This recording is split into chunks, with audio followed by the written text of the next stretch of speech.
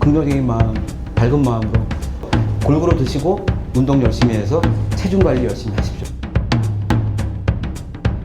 사실은 여기가 이제 암교육정보센터 이렇게 돼 있잖아요. 여기가 만들어질 초창기 때부터 제가 사실 여기 관여가 돼 있었고, 제가 한 6, 7년 여기 센터장을 하면서 이렇게 교육정보센터하고는 제가 굉장히 큰 인연을 갖고 있는 곳이고요. 근데 제가 의사생활 하면서 이제 느꼈던 것이, 이 교육정보센터는 사실 정보도 주는 곳이고, 또 사실은 여러 또 이렇게 이벤트나 프로그램을 통해서 의사들과 이렇게 꼭 진료실이 아닌 곳에서 만날 수 있는 프로그램이 사실 꽤 있는 걸로 알고 있고, 그래서 저는 의사생활하면서 진료 열심히 하고 연구 열심히 하면 된다고 생각했지만, 여기 제가 이제 일을 하면서 거기다 플러스 사실은 이런 만남들이 좀 있으면 좋겠다라고 생각을 해서, 저도 흔쾌히 하고 싶다고 얘기해서 처음 사실은 오늘 하는 날이거든요. 여기 질문지도 제가 답을 드리겠고 있다가, 혹시 또 개인적으로 질문이 있으면 제가 최대한 시간이 될 때까지는 같이 있다가 제가 가겠습니다. 방사선이라는 말을 하는 이유가 뭐냐면, 기계에서 이렇게 그 엑스레이가 나갈 때 똑바로 나가는 게 아니고 이렇게 방사같이 나가거든요. 그래서 방사선이라고 표현을 해요. 그렇죠? 근데 문제는 이 방사선이 에너지가 있대요. 에너지가.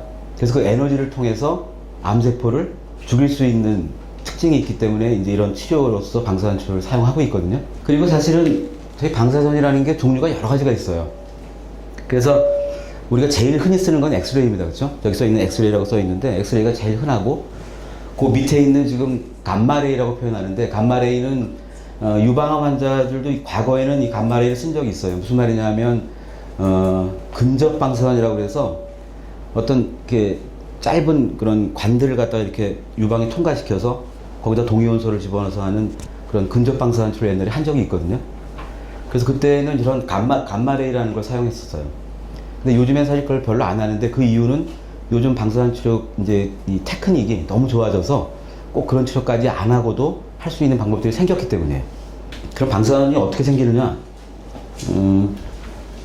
여기 보시면은 이게 기계의 옆 단면도를 제가 보여드리는데, 그래서 지금 여기 환자분이 누워있는 이게 테이블입니다. 여러분들이 이제 여기 누워서 치료하시잖아요. 그렇죠? 그리고 위에서 이렇게 뭐가 방사선이 내려오는데, 이 기계 안쪽에는 총이 있습니다. 총. 우리가 전자총이라고 그러는데, 그 전자총에서 총을 땅 쏘면은 전자가 탁 튀어나와요. 그 전자가 여기 있는 어떤 특별한 이 물질에게 딱 부딪히면 그게 방사선으로 바뀌는 겁니다. 원래는 간단해요. 그렇죠? 그래서 저 총에서 나오는 전자가 이 속도 있죠? 나가는 속도가 빨라질수록 나오는 에너지가 점점 높아집니다. 근데 그럼 에너지가 높다는 의미가 뭘까? 정확히 얘기하면 과거에 한 20년 전쯤에 사용했던 엑스레이 갖고 치료하신 분들은요, 지금하고 여러분들하고는 피부가 달라요. 무슨 말이냐 하면, 에너지가 낮을수록 피부에 들어가는 방사선량이 높아지게 돼 있어요. 그래서 과거 방사선 치료했던 분들은 치료가 끝나고 나서 몇십 년이 지나도 그 치료한 부위가 눈에 보입니다. 그냥. 그리고 이게 피부가 딱딱해져 있고. 근데 사실은 최근에 이제 점점 저런 전자총이 점점 세게 빨리빨리 하는 기술이 올라가면서 에너지가 높아지면서 그 피부에 들어가는 양이 예전에 비해서 한 10분의 1로 줄어버렸어요.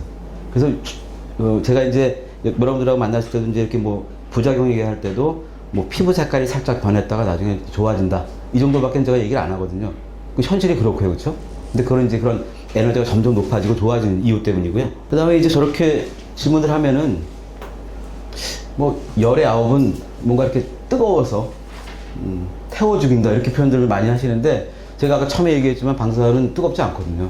그렇죠? 근데 그래도 암세포가 죽는 이유는, 여러분들이 아마 요즘에 하도 그 얘기 많이 들었겠지만 무슨 유전자 얘기가 많이 나오잖아요. 근데 이제 저게 제 세포를 제가 그려놓은 거고, 이 세포 안에는 핵이라는 게 있고, 핵 안에 바로 이제 유전자 가닥이 있습니다. 근데 그게 이렇게 두 개가 서로 이렇게 꼬여 있거든요. 그 유전자 가닥이 있는데, 이제 방사선 치료를 하면 이렇게 들어가면서 저 가닥이 끊어집니다. 그래서 그 가닥이 끊어져서 저게 복구가 안 되면 그 세포가 죽는 거예요. 간단히 말씀드리면. 근데 우리가 이제 그 많은 분들이 방사선 치료를 하면 암세포도 방사선을 받지만 정상 조직도 같이 받으니까 그럼 정상 조직도 많이 망가지지 않을까? 그렇게 많이 걱정들을 하시잖아요. 그렇죠? 근데 사실은 이 정상세포하고 암세포의 큰 차이 중에 하나가 아까 그런 그 선이 딱 끊어졌을 때 그 복구하는 능력이 차이가 있어요. 정상세포가 거의 2배 이상 좋거든요. 그렇죠? 그래서 쉽게 얘기하면은 많은 분들이 어떤 분들은 방사선 치료를 제가 이제 요즘에 뭐 20번 합니다. 30번 합니다. 이렇게 표현을 드리면 이제 깜짝 놀라시는 분이 많죠. 이게 그렇게 많이 할까? 한 2번, 3번을 끝낼 수 없을까? 그쵸? 제가 충분히 마음을 이해하죠. 그쵸? 이게 매일 왔다 갔다 하는 게 쉬운 일이 아니고. 근데 이유가 바로 저것 때문이에요. 이렇게 좀 잘게 나누어서 여러 번을 하다 보면 그 사이에 정상세포는 대부분 다 회복이 됩니다. 그리고 그 사이에 암세포는 계속 죽어나가는. 이게 이제 우리 방사선 치료를 이렇게 여러 번 나눠서 하는 이유거든요. 그걸 우리 이제 분할 치료라고 표현하는데, 그래서 여러분들은 대부분 그렇게 받는 거예요. 그렇게 받으면 치료가 끝날 무렵쯤 되면 암세포는 계속 회복이 안 돼서 죽어가는 거고, 나머지 정상세포는 그 사이에 또 계속 매일매일 회복되면서 끝날 무렵이 되면 거의 다 회복이 된다. 이게 이제 이론적인 이유이기 때문에, 그래서 이렇게 2-3번에 끝내지 못하시고 이렇게 조금 20번, 30번을 하는 이유가 이런 걸 이해하시고 조금 더 이렇게 조금 너그러운 마음으로 좀 치료를 받으면 좋겠다. 이유가 있으니까. 그렇죠? 지금 저게 이제 유방과 관련된 무슨 이제 해부학적인 그렇죠? 모습인데, 아주 간단히 얘기하면 유방은 거의 80%가 그냥 지방입니다. 그렇죠? 지방이에요. 네. 그러니까 사실은 지방이라는 게 뭐 물론 지방도 역할은 있지만 뭐 별로 없어요. 그렇죠? 그리고 나머지 이제 한 10% 20%가 뭐냐면 아시겠지만 이 유두가 있고요. 그렇죠? 그 유두는 우리가 알겠지만 나중에 모유 수유를 할 때 굉장히 중요한 부분이고, 그래서 사실은 이 지방 사이사이에 이렇게 가는 관들이 쭉 있어요. 그리고 그 관들이 바로 그 유두에서 딱 모이는 겁니다. 그리고 관들의 그 끝쪽에는 그런 모유를 만드는 기관이 있어요. 그래서 모유에 그걸 만들어서 그 관을 타고 모유가 올라와서 유두 쪽으로 나오는 겁니다. 그렇죠? 그래서 사실은 그 유방이라는 기관이 대부분이 지방이고, 그렇죠? 그리고 그런 관이나 뭐 그런 몇 가지만 있는 그 기관이기 때문에 사실은 특별한 이 통증이 있을 만한 것도 없는 곳이고요. 제가 이제 통증 얘기를 자꾸 드리는 이유가, 사실 유방암 환자분 중에서 통증이 막 심해서 온 분은 거의 없어요. 물론 가끔 있습니다. 근데 그건 아주 드문 일이고요. 없어요. 대개는 그냥 뭐가 이렇게 만져지는 것 같거나, 그렇죠? 뭐 그런 것 때문에 오는 거지, 내가 아파서 병원에 왔다 이런 분들은 거의 없거든요. 그 얘기를 제가 왜 드리냐 하면, 사실 이렇게 치료를 열심히 받고 그 다음 이제 정기적인 검사를 쭉 하시잖아요. 그렇죠? 그럼 그러다가 이제 어떤 통증이 생기면, 그렇죠? 걱정을 하는 분이 너무 많은 거예요. 이게 재발인가? 근데 사실은 재발한다고 해서 아프지 않습니다. 유방암은. 그 통증이 거의 없는 게 특징이에요. 그렇죠? 그걸 좀 알고 계시면 좋겠다. 안 그러면 자꾸 너무 불안해 하시니까. 그렇죠? 우리 몸 안에는 임파절이라는 게 있어요. 림프절. 그 림프절은 온몸에 다 있습니다. 그래서 제일 우리가 쉽게 이렇게 알 수 있는 게, 이렇게 치아에 무슨 염증이 생기면 이 목 같은 데 뭐가 이렇게 몽우리가 생깁니다. 그게 바로 림프절이에요. 그렇게 온 몸에는 주변에 다 이렇게 이 림프절이 있거든요. 근데 그 림프절이 있는 이유가 뭐냐면, 어떤 세균이 만약에 감염이 됐을 때 그 감염된 세균이 다른 데로 이렇게 퍼져나가는 걸 이렇게 막아주는 곳이 바로 그 림프절이에요. 그래서 이제 그 세균이 생겼을 때 세균이 다른 데로 퍼져나가려고 할 때 그 림프절에 마치 만나서 싸움을 하는 거예요. 그러면 이게 커지는 거예요. 그렇죠? 근데 사실 암도 마찬가지거든요. 암도 어느 부위에 생기게 되면 그 주변에 있는 임파절로 이제 일단 먼저 통과하게 돼 있어요. 그리고 거기서 암세포랑 싸움이 되고, 그렇죠? 그럼 역시 그것도 커집니다.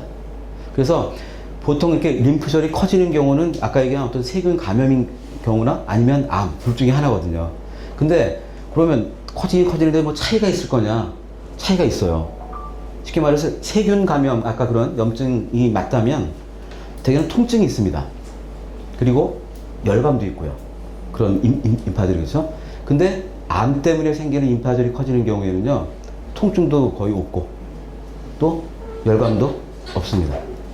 그래서 제가 이제 왜 또 이 림프절 얘기를 좀 이렇게 더 얘기 드리냐면, 가끔 보면은 이렇게 이제 치료 끝나고 나서 이렇게 정기 검사할 때 그런 목에 무슨 림프절이 만져지는 경우가 가끔 있거든요. 근데 아까 얘기한 것 같이 구별 방법이 바로 그거예요. 그게 예를 들어서 좀 아프거나, 그렇죠, 오히려 열감이 있거나 이런 것들은 되게 염증 반응이기 때문에 그건 보통 시간이 가면 없어집니다. 그렇죠? 근데 그렇지 않고 아프지도 않고 열감도 없는데 뭐가 커지는 것 같다. 그런 경우에는 뭔가 의심을 한번 해보시는 거예요. 그렇죠? 그게 가장 간단한 인프절의 어떤 그 구별 방법이거든요. 근데 제가 여기서 보여드리고 싶은 거는 유방 근처에는요, 크게 세 군데 림프절이 중요해요. 제일 흔히 유방암이 가는 곳이 바로 이 겨드랑이 엘바 임파절입니다. 그렇죠? 그래서 여기 지금 1번이라고 써 있는데, 그렇죠? 여기가 지금 겨드랑이 임파절이 이렇게 돼 있고, 그 다음에 또 하나가 지금 가끔, 이건 이제 드물긴 하지만은 이 앞쪽 딱딱한 흉골이 있는데 그 뒤쪽에 있는 내유 임파절이라는 게 있어요. 거기로도 이제 드물지만 유방암이 갈 수 있다고 되어 있고요. 내유 임파절. 그 다음에 공통적으로 이 내유 임파절이나 이 겨드랑이 임파절이나 그 다음 단계가 이렇게 이 쇄골 여기를 타고 위로 올라가서 목에 있는 림프절이에요. 세 번째 부위가. 그래서 제가 이따 말씀드리겠지만 우리가 이따 방사선 치료할 때 치료하는 범위가 조금 초기인 분하고 조금 진행이 된 분하고는 차이가 있는데 그 결정적인 차이가 바로 이 목 부위와 겨드랑이 쪽까지 방사선 치료를 하냐 안 하냐의 차이예요. 그래서 조금 병기가 높으시고 임파절 겨드랑이 쪽이 좀 개수가 많고 이런 분들은 겨드랑이뿐만 아니라 바로 목 임파절도 같이 치료합니다. 예방적으로. 쇄골 위쪽으로. 그렇죠? 네. 이유가 이제 그런 이유예요. 이건 이제 전이에 대한 얘기를 하고 싶은 건데요. 근데 제가 이제 오늘 이 전이 얘기를 하고 싶은 거는 사실 유방암이 전이가 되지 않는 분이 훨씬 많아요. 사실은 전이가 흔하지 않은 병인데, 근데 이제 전이가 될 경우라면, 대개는 이렇게 저기 서 있는 것 같이 뭐 뼈나, 폐나, 간이나, 뇌, 뭐 이런 데가 다 이렇게 잘 간다고 되어 있는데, 그중에 이제 뼈가 좀 많다고 되어 있고. 근데 문제는 사실은 저게 유방암만 그런 게 아니에요. 다른 암종도 대개는 전이를 한다 그러면 대개 위치가 저렇게 폐, 뭐 간 다 나온다고요. 그 이유가 뭐냐면 혈관이 많이 있는 곳이기 때문에요. 폐도 그렇고 간도 그렇고 혈관이 굉장히 많이 들어가 있는 장기이기 때문에 전이라는 의미가 그 암세포가 어떤 혈관 안으로 들어가서 그 혈관을 타고 다른 데로 이렇게 옮겨가는 걸 우리가 전이라고 그러잖아요. 그럼 어디로 많이 갈 거냐? 그렇게 혈관이 많은 곳으로 많이 가게 돼 있어요. 근데 사실은 이제 뼈 부위도 제가 이제 얘기를 잠깐 드렸는데, 근데 제가 오늘 여기서 이렇게 좀 포인트를 하고 싶은 거는 일반적인 전이는 아무 역시 증상이 없거든요. 폐에 전이가 좀 된다고 해서 뭐 갑자기 기침이 막 나고 뭐 없어요. 아무것도. 그럼 간에 조금 뭐 전이가 가면은 증상이 있겠냐? 없습니다. 사실은. 근데 그래서 사실 어쩌면은 우리가 앞으로 치료가 다 끝나고 나서 정기검사 하실 때는 무슨 가슴 엑스레이라든지 혈액검사에서 뭐 간 수치 이런 것들을 정기적으로 재는 이유가 증상이 없기 때문이에요. 만약에 진짜 전이가 돼서 증상이 확 생긴다 그러면은 굳이 증상이 없을 때는 그런 검사 안 해도 될 것 같은데 증상이 되게 없어요. 그렇죠? 그래서 이제 정기검사에 꼭 그걸 하게 돼 있는 거고, 두 번째는 뼈는 증상이 있어요. 아픕니다. 통증이 생기거든요. 뼈는요. 근데 이게 구별해야 될 게 있어요. 여러분들이 여기 아마 그 무슨 항호르몬제 같은 걸 먹는 분도 계실 것 같고, 뭐 이렇게 쭉. 그러면 이제 그런 항호르몬제 같은 거 먹으면은요, 관절통이라는 게 자꾸 생겨요, 대개는. 그 관절통하고 뼈 전이하고는 구별을 하셔야 돼요. 왜냐면 많은 분들이 이제 제가 치료 끝나고 이렇게 정전을 만나시는 분들 보면은, 뭐 여기가 너무 아프고, 그 이제 아프다는 표현이 혹시 전이 아니에요? 이렇게 사실은 되묻는 표현인데, 근데 그걸 구별하는 방법이 있습니다. 이런 관절통 같은 것들은 우리가 이렇게 손으로 좀 이렇게 두드려주거나, 주물러주거나 이러면은 조금 나아져요. 그렇죠? 근데 사실은 뼈에 전이가 됐을 때는 이렇게 두들기면요 더 아파요. 그게 사실은 구별 방법이거든요. 그래서 사실은 이렇게 지내시면서 어디가 아프다고 해서 그냥 무조건 이렇게 겁을 내지 마시고, 그 아픈 부위가 있는데 이렇게 건드려 봤더니 좀 더 아프다? 그러면 그건 저 의미가 좀 있겠지만, 건드렸더니 뭐 더 아픈 것도 없고 그냥 비슷하고 더 시원하고 이런 통증은 사실 아무 의미가 없는 통증이에요. 그러니까 그것도 좀 일상생활에서 이렇게 구별할 수 있으면 좋을 것 같고요. 과거에는 유방암 수술은 유방을 다 없애는 수술이었습니다. 거의 100%. 근데 한 10여 년 전부터 바뀐 거죠. 그러면서 요즘에는 병소가 크지 않으면 병소만 떼어내고 방사선 치료합니다. 그러면 그게 예전에 같이 완전 절제한 거랑 결과가 같다고 돼 있어요. 그래서 요즘엔 거의 90% 이상이 이제 부분 절제하는데, 이 부분 절제라는 얘기를 하면 제가 잠깐 이 슬라이드를 놓은 건 뭐냐면 방사선 치료 자랑을 좀 하려고 하는 거예요. 그럼 뭘 자랑을 하느냐? 방사선 치료가 사실은 이런 어떤 장기를 보존하는 데 매우 중요한 치료를 하고 있어요. 대표적인 게 지금 유방이에요. 그렇죠? 사실 여기 계신 분들이 혹시 유방을 완전 절제한 분도 있을 거고 아닌 분도 있겠지만 사실은 유방을 남기고 안 남기는 거는 매우 차이가 많습니다. 심리적인 차이는 말할 것도 없고 또 완전 절제하는 경우에는 사실은 여러 가지 그 근육적인 변화가 많아서 많이 불편해요, 사실은. 근데 이렇게 유방 보존술을 병소만 떼는 수술이 가능하게 만들어준 치료가 바로 방사선 치료예요.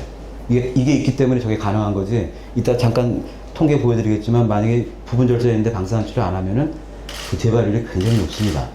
그래서 그걸 가능하게 하는 치료가 방사선 치료고, 요거는 아까 얘기한 것 같이 제가 조금 그 기수가 올라가셔서 3기 이상이 되신 분들은 우리가 방사선 치료할 때 이 목하고 이 겨드랑이도 같이 해요.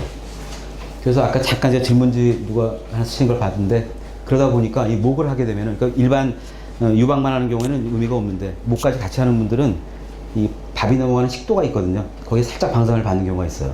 그러면은 뭐가 걸려 있는 것 같고 침을 막 삼킬 때 아프고 음식도 먹기 힘들고 이렇게 그게 이제 방사선에 의한 약간의 식도염이에요. 근데 물론 문제는 특별히 그걸 치료를 해야 되느냐 그럴 필요가 전혀 없어요. 이렇게 치료하다가 1주, 2주, 3주 가다 보면 그냥 없어져요, 그냥. 그래서 일단 여기까지 제가 얘기를 할 거고요. 안에서도 지금 또 제 얘기 듣다가 질문하고 싶은 분이 계실 테니까. 과거에는 30회 했다고 들었는데 이제 왜 20회로 줄였는가? 그래도 효과는 같을까? 뭐 이런 이제 걱정 때문에 보내주셨는데 제가 방사선 치료는 한 번에 주는 양에 따라서 횟수가 좀 차이가 있습니다. 그러니까 예를 들어서 예전에 30회 할 때는 한 번에 주는 양이 지금보다 조금 더 작았어요. 작게 해서 30번을 준 거고 지금 요즘에 최근 2, 3년 전부터 이제 20회를 바뀌면서부터는 한 번에 주는 양이 좀 늘어났어요. 그래서 한마디만 말씀드리면 토탈 양은 사실 같은 거예요.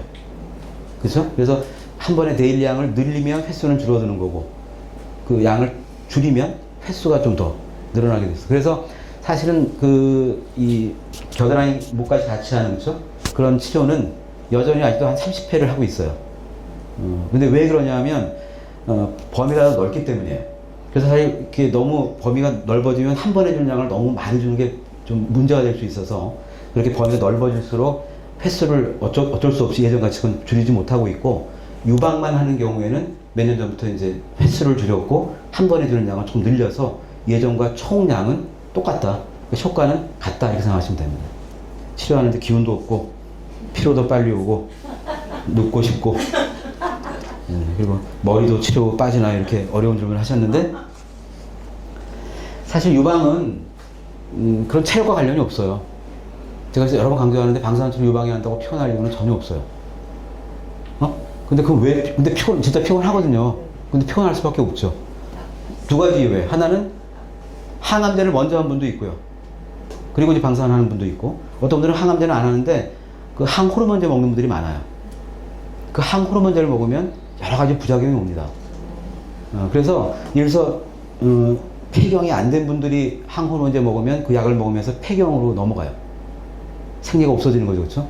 그럼 폐경기를 이제 겪게 되는 거예요. 그 중에 하나가 피곤함, 그렇죠? 얼굴이 확 달아오르고 땀도 막 나고 잠도 안 오고 네? 이런 거 있잖아요. 그건 약에 의한 변화들이에요. 근데 그걸 방사선 치료를 너무 오래 하다 보니까 그렇죠? 이 치료가 더 많은 역할을 할 것 같아서 오해하시는데 방사선 치료는 전혀 없어요. 유방은 그런 기능을 하는 곳이 아니기 때문에 그렇죠. 방사선 치료할 때 이제 주변 사람에게 혹시 피해를 주느냐 이렇게 물어보셨어요. 결론만 얘기하면 전혀 피해가 없습니다. 우리가 방사선 치료 방법 중에요. 저희과 말고 핵의학과라는 데가 또 있어요. 그 핵의학과에서는 우리가 이제 무슨 전신 뼈 촬영도 하고 있죠. 패트도 찍고 뭐 이런 곳인데 그렇죠. 근데 가끔 치료제로서 그 핵의학과에서 동위원소 치료라는 게 있긴 있어요. 특히 좀 갑상선 같은 것도 있잖아요. 갑상하면 이제 그런 동위원소 치료 하거든요. 그런 동위원소는 사실은 약간 영향을 줄 수 있어요. 가까이 있으면 남들한테. 근데 저희 과에서 하는 그런 외부에서 주는 방사선 치료는 남한테는 아무 영향이 없기 때문에 뭐 손주가 있으면 손주를 안아줘도 되고 타인한테는 아무 문제가 없습니다. 똑같이 하시라는 얘기죠. 치료 과정에서 해독을 위해서 얘기하는데 방사선 치료는 여기 유방에 한다고 해서 독이 남을 게 하나도 없습니다.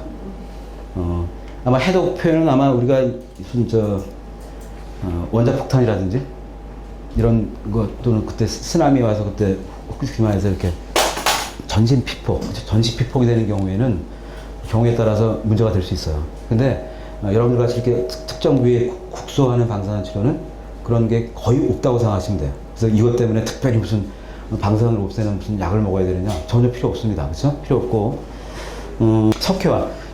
석회화가 아니라 섬유화. 섬유화라는 게 아까 방사선 폐렴이 생기면 일시적으로 약간 섬유화가 생겨요.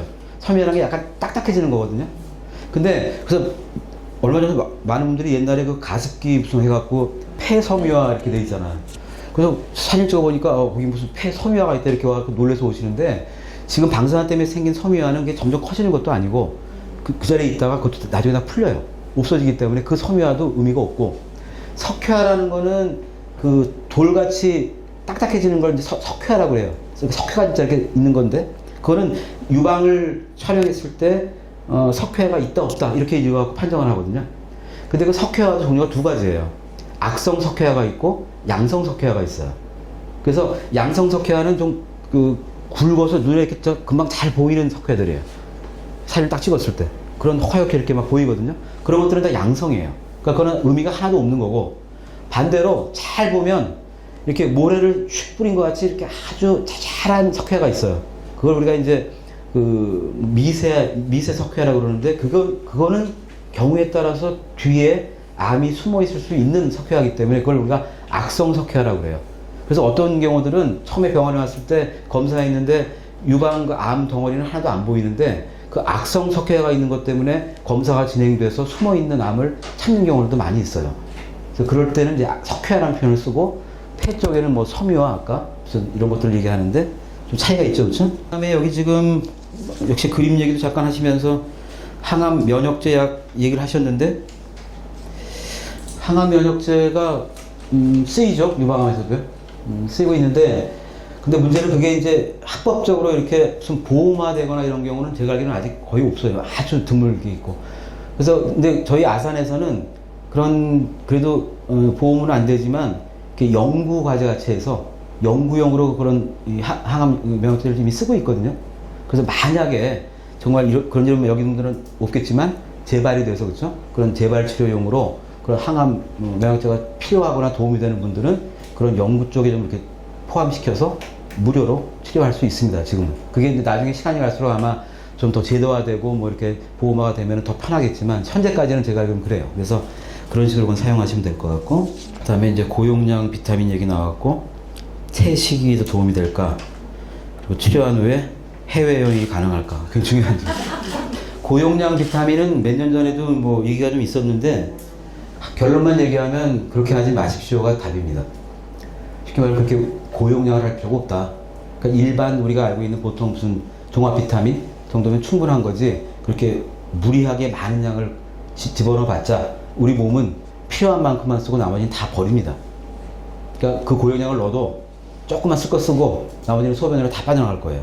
그러니까 그런 고용량이라는 거는 부작용 얘기도 있을 뿐더러 효과만 있어서 꼭 좋은 게 아니니까 그런 치료는 하지 않았으면 좋겠다 생각이고, 채식 얘기가 나왔는데 글쎄요, 채식이 뭐 도움은 되겠지만, 근데 중요한 거는 우리가 많은 분들이 이제 그 음식에 대한 얘기들을 이제 잘못 들은 분들은 진짜 고기도 하나도 안 먹고 풀만 먹으시는 거겠죠.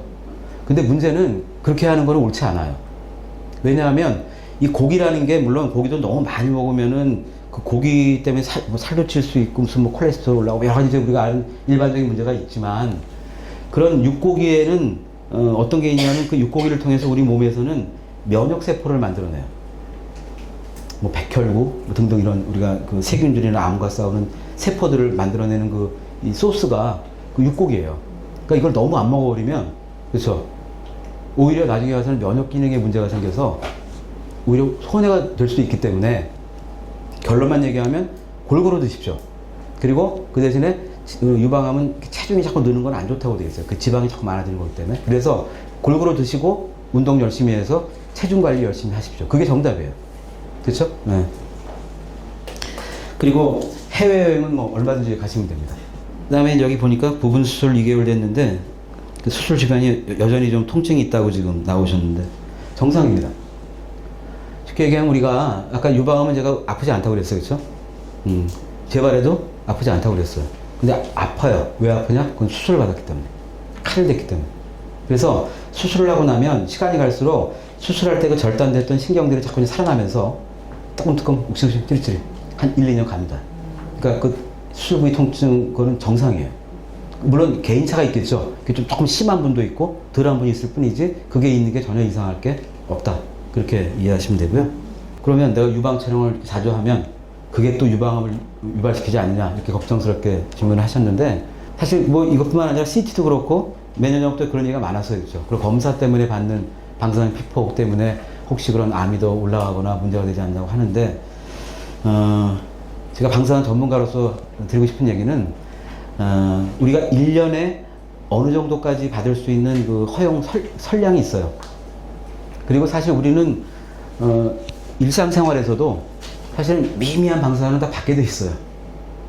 근데 그게 이제 허용량이 있거든요. 1년에 최소한 뭐 이 정도 양까지는 괜찮다라는 그 허용량이 있기 때문에 제가 볼 때는 유방 촬영 정도는 1년에 한 두세 번 해도 상관은 없을 정도의 양입니다. 그래서 사실은 보통 여러분들이 이제 치료 끝나도 한 6개월에 한 번 정도씩 이제 검사하실 거예요. 1년에 한 2번 정도 하실 거고. 그래서 그 정도의 검사 정도고 그 정도의 검사면은 사실 여러분이 걱정하시는 거하고는 거의 관련이 없다고 생각하시고 편하게 그냥 검사 필요한 것들은 하셔야 됩니다. 그렇죠? 그냥 편하게 혹시 좀 질문을 하실 분이 있으면 제가 몇 개만 또 받겠습니다. 예. 수술한 방사능 부위가 네. 아직까지 조금 약간 딱딱한 네, 맞습니다. 만지면 맞습니다. 있는데 예. 뭐 점점 이게 좋아질 거냐? 좋아집니까? 네. 맞아요. 그래서 제가 이제 보통 방사능 치료 끝나시고 제가 이제 한 3개월쯤 있다 만나거든요.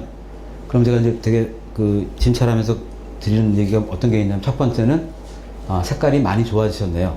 그게 첫 번째 얘기고 두 번째가 아직도 약간 좀 붓기도 있으시고 딱딱하고 그렇죠. 근데 그 한 6개월, 1년 더 기다리셔야 됩니다. 이렇게 제가 얘기를 하고 있고 아까 얘기한 그 수술 부위 통증 이러하기 때문에 한동안은 계속 뜨끔뜨끔 찌릿찌릿 아플 겁니다. 그 세 가지를 제가 보통 3개월 후쯤에 만났을 때 말씀을 드리는 거니까 그 딱딱한 것도 역시 한 6개월, 1년은 더 가셔야 돼요. 그럼 훨씬 더 많이 부드러워질 겁니다. 주부라서 예. 스lim을 안 할 수가 없고 예, 그렇죠. 팔 쓰면서 이거 너무 안 했습니다 아니면 걱정이 된다 어느 정도 저희가 이제 보통 수술 끝나고 나서 겨드랑이 수술 받는 분들한테는 오른팔과 오른쪽으로 했으면 오른팔을 너무 무거운 걸 들지 마십시오. 이렇게 이제 보통 표현을 해요. 그리고 이렇게 팔 운동하는 것들을 교육시켜주고 그렇게 하는데 글쎄 무거운 게 이제 어디까지가 무거운지가 참 애매하긴 하죠. 애매하긴 하지만 제가 이제 그렇게 질문을 받을 때는 제가 환자분들한테 그렇게 얘기합니다. 그냥 일상생활은 똑같이 하십시오. 뭐 설거지도 하시고 뭐 할 거다 하는데 일부러 너무 무거운 거를 그 한쪽 손으로만 드는 거는 조금 피하십시오. 이렇게 제가 이제 표현을 하거든요. 그게 답이에요. 왜냐하면 어떤 분들 가끔 보면은 이제 여기 한다고 그래서 이제 이 팔을 거의 안 쓰는 분도 있어. 웬만하면 더 반대로 쓰려고 그러고. 그러면 이제 부작용이 생기는 거예요. 이쪽은 자꾸 이제 이 관절이 굳어서 점점 더 이렇게 팔 움직이기가 어려워지고요. 반대로 이쪽 팔은 안 쓰다가 더 많이 쓰니까 뭐 관절염도 오고 막 힘들어지고 이렇게 되거든요. 그러니까 그럴 필요가 없다는 얘기예요. 그냥 보통 평상시를 똑같이 하십시오. 그리고 또 하나는 이 겨드랑이 쪽 이 수술을 받고 나면은 겨드랑이가 별거 아닌 것 같아도 이 팔에서 넘어가는 모든 혈관이나 신경이 지나가는 게 길목입니다. 그래서 매우 중요한 곳이에요. 근데 거기 칼을 대고 막 수술을 해놨으니까 이런 순환계통이 몇 년 동안은 반대에 비해서 많이 떨어져 있어요. 이게 무슨 말이냐면 팔을 좀 이렇게 많이 쓰잖아요. 그렇죠? 그럼 이제 혈액이 10이 들어갔다가 10이 나와야 되는데 이게 너무 지속적으로 오래 뭐 10분, 20분, 30분을 계속 쓴다든지 빨리빨리 쓴다든지 그러면 혈액이 열이 들어갔다가 9만 나오고 열이 들어갔다가 9만 나오고 그러면 여기 자꾸 이제 정체가 되는 거예요. 그럼 약간 붓기가 생기는 거예요, 안쪽에. 그러면 지나가는 신경이라는 데를 이렇게 부은 게 누르면 그렇죠? 어느 특정 부위가 짤짤 아프고 막 아파요. 그렇죠? 그렇거든요. 그래서 팔을 쓰되 이렇게 너무 이렇게 오래 쓰는 거는 조금 자제하면 좋겠고 쓰다 보니까 이제 그런 통증이 와. 그럴 때는 한 5분, 10분이라도 조금 쉬는 거예요. 그게 요령입니다. 그렇죠? 그래서 그런 식으로 좀 조절하는 게 한동안은 필요할 수밖에 없다. 그렇죠? 팔 부분은. 네. 다른 곳에 그 재발 방지 위해서 건강검진은 얼마에 한 번씩 하는 거예요? 꼭 유방만 아니고 다른 곳에도 재발이 될 수 있잖아요. 그렇죠. 네. 그러니까 유방과 관련된 재발 문제는 이 유방 특히 외과 뭐 이런 데서 정기적 검사를 해주시거든요. 6개월에 한 번씩. 거기 아까 얘기한 것이 가슴 엑스레이, 유방 촬영, 그다음에 뭐 경우에 따라 유방 초음파, 그다음에 혈액 검사 이런 것들은 기본으로 유방과 관련돼서 문제가 될 수 있는 부분들은 체크를 해주시는 게 있으니까 나머지 부위는 그러면 이제 뭐 어떻게 할 거냐? 제 개인적인 생각은 보통 우리가 일반적인 사람들이 그렇죠? 보통 요즘에는 글쎄 이제 뭐 한 40세 이렇게 넘어가시면 그렇죠? 정기검사 하십니다. 보통 1년에 한 번. 그리고 국가에서 이렇게 해주는 것도 있잖아요. 그것도 보통 되게 1년에 한 번이거든요. 그러니까 저는 제 개인적인 생각은 유방암과 관련된 거는 6개월에 한 번씩 그런 검사를 하고 있으니까 나머지 부위에 대해서 걱정스러운 것은 그냥 1년에 한 번이면 저는 족하다. 그게 제 생각이에요. 예. 경험상 어떤 환자분들이 더 건강하고 재발률이 낮은가요? 이렇게 우리 김소희 간호사가 저한테 질문을 해줬는데 간단히 얘기하면 이렇게 긍정적인 분, 밝은 분들이 저는 확실히 더 효과가 좋으신 것 같아요. 그래서 방사선치료를 받을 때도 제 개인적으로 제가 일주일에 한 번씩 만나시잖아요.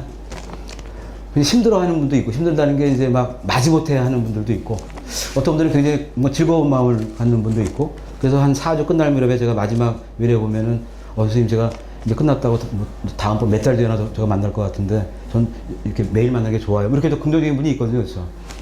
제 생각에는 이왕이면 좀 긍정적으로 이왕 하실 거니까 그리고 얘기한 것 같이 방사선 치료가 필요 없는 분이 하지 않아요.